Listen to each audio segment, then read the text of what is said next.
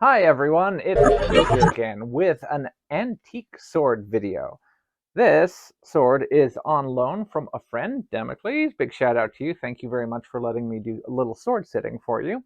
And this is a really cool one. Does anyone recognize this type of sword or where it's from? I'm going to pull it out of its scabbard really fast so that we can all see.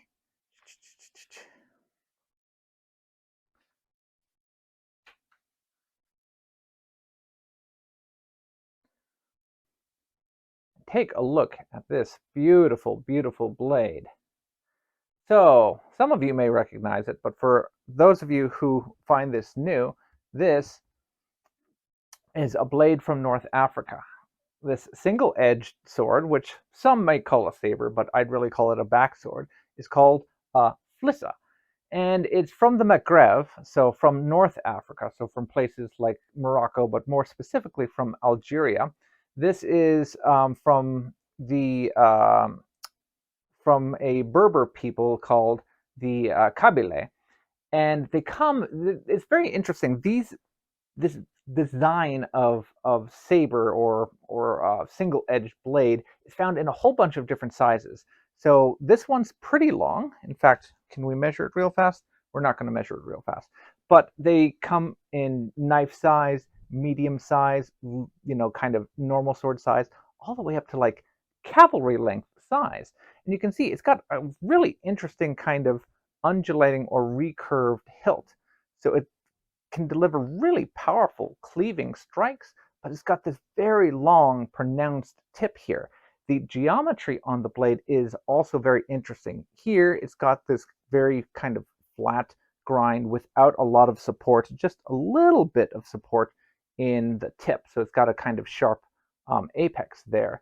And then right about, let's see if I can find it, right about starting here, it transitions and it turns into a blunt section that's reinforced to a very pointed and strong tip that's made for stabbing. So this whole section up here is not sharp at all. You're not allowed, you can't do any cutting with it. This is definitely a horseman's sword, and in the hand, even though it's not particularly heavy, it's I think less than 700 grams total. The balance of it, you can see it balances way, way, way out here, makes it feel very cumbersome, and it doesn't have enough weight in the hilt to bring the center of balance back.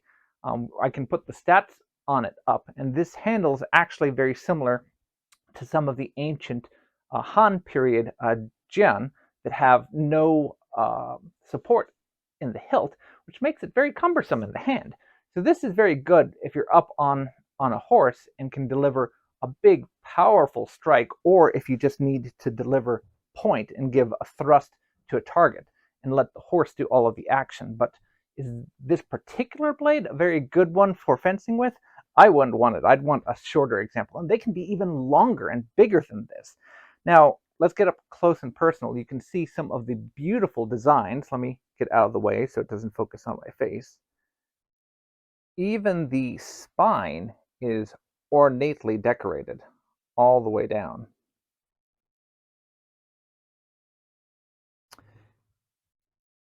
The hilts often feature these kind of dimorphic pommels, and you may notice it's a different color. So while the blade and hilt are integral, there is a transition here where the lower part of the grip is made of a bronzy material or brass and has been brazed together into the steel of the grip. So this part is kind of hollow up here, and this is the solid part of the tang.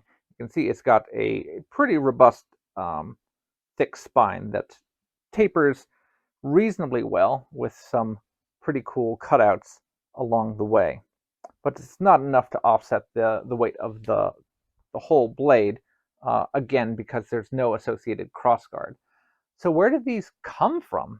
This is actually a rather mysterious sword when it comes to the origins. We don't really have them as of the time of this filming. We don't have. I'm not aware of any examples that are older than the 1820s.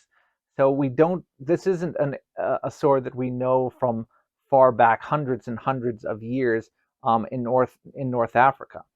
And the oldest examples share a lot of similarities with another type of sword, which is this one here. Not this specific one, because there are noticeable differences. This is a yataghan, and you can see that they both do not have any associated hilt element, and they have this same kind of step down where the blade begins. But many old Flyssa have blades of a shape that are very similar to types of Ottoman yataghan, which makes sense because the Ottoman Empire had a lot of influence in North Africa over the years. Um, is that where these came from? Are these a regionalized derivative of Ottoman blades? Hard to say, but there do seem to be examples of Flyssa where the hilt construction has ears kind of in a similar construction method to how yataghan were produced.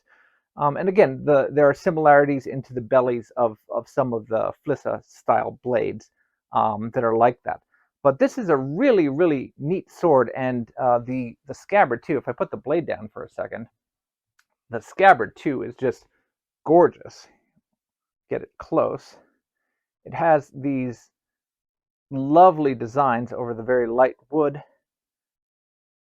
and it has banding in it because as it goes into the mouth of the scabbard, you can see that it's made of these two halves, and these two halves might even expand very slightly to accommodate the entire width of the sword, because it goes in snugly. And in order to make sure that the entire scabbard does not split apart as it goes in, boop, you have the brass bands which keep it in place. And these are worn on a hip belt we've seen from period artwork. So a really cool, really neat sword from North African history. We need to spend more time looking at African swords in general, and this example is really, really cool. Thank you so much, Damocles, for letting us see it.